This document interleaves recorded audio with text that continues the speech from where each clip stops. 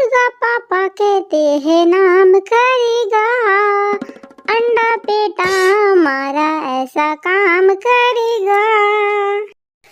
मगर ये तो कोई न जाने कि गरम तवा में हमको तलना है।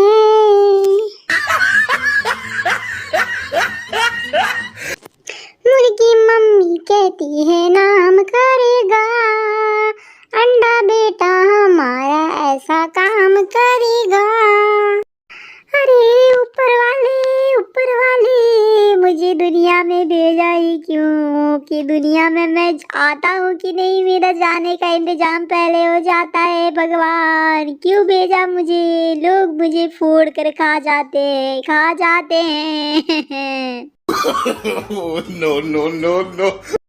अरे अंडे बेटा तुम मत रो, बिल्कुल भी मत रो। मैं तुझे फोड़कर बिल्कुल भी नहीं खाऊंगी, बिल्कुल भी नहीं। मैं तुझे ले जाकर बाजार में बेच दूंगी, बाजार में, और बकरा खरीद कर लाऊंगी, बकरा, और उससे बनाकर खाऊंगी। इसीलिए तुम बिल्कुल चिंता मत करो, बिल्कुल मत रो।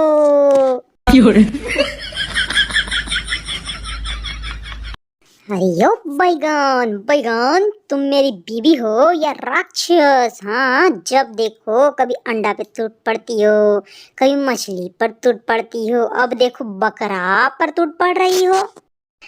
बाजार में साग सब्जी नहीं है क्या?